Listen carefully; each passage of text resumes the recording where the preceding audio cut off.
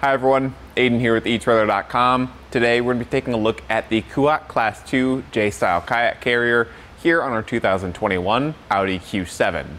Now this is going to be a fixed J-Style carrier, which means it doesn't fold down flat when it's not in use.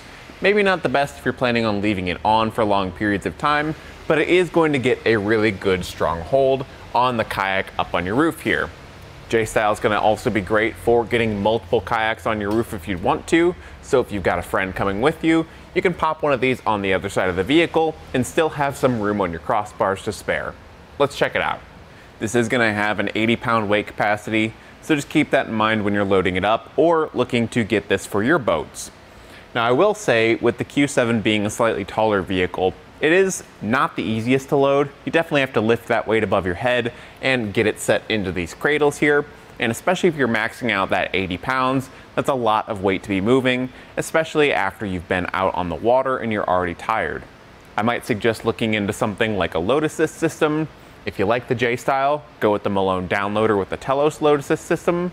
Or if you only need to get one boat up here, I'd maybe recommend the Yakima Showdown. That's going to be a little bit easier to use and get you good load assist like the other one too. We are going to get the full strap kit for this vehicle as well. We've got our standard cam buckle straps on the main body of the boat here. They are rubber coated, so they're not going to damage the boat. And we have hook and loop to keep up all that excess strap nice and neat. They are really easy to use. And for the bow and stern, we're also going to have cam buckle straps here. My one complaint is that the actual cam buckles up here aren't coated, so if they do come somewhere close to making contact with our vehicle, on the edges there is going to be exposed metal touching the paint of our vehicle. Up front you can see it's no problem, but we did have some sort of clearance issues in the back, just a little bit. We do have this rubber sleeve here to keep the strap from touching our vehicle directly. Again, it's not getting used up here, but it is in the back.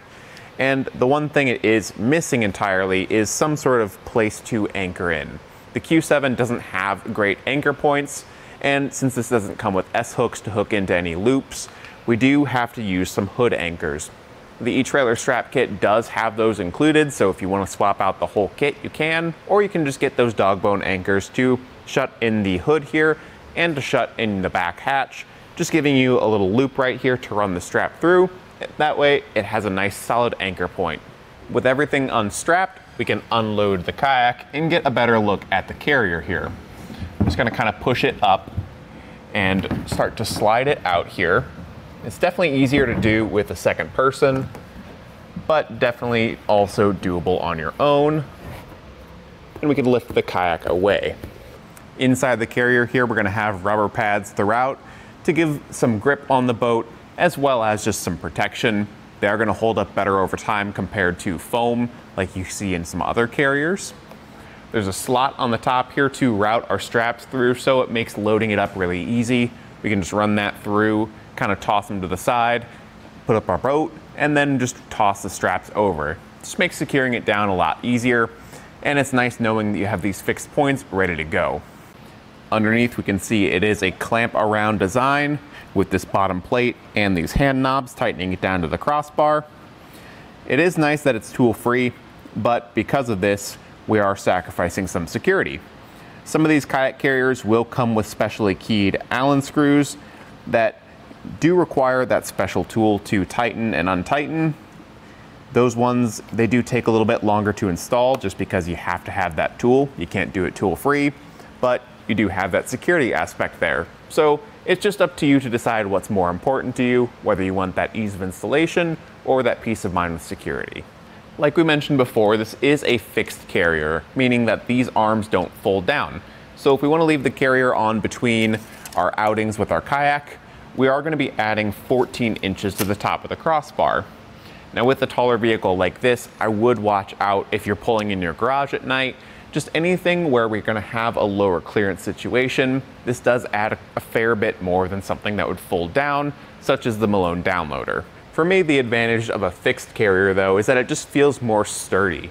Whenever you are loading up that boat and you kind of rest it on the arms and have to push it into place, some of those folding carriers, I feel like the carrier is almost flexing on me, and I worry a little bit that over time that could damage the carrier. Having something that's solid and fixed is gonna be a lot stronger over time, and I have a little bit more faith in it when I am loading up my kayak. Overall, this is going to be a very functional carrier though. It does lack some bells and whistles, but it's gonna be sturdy and strong.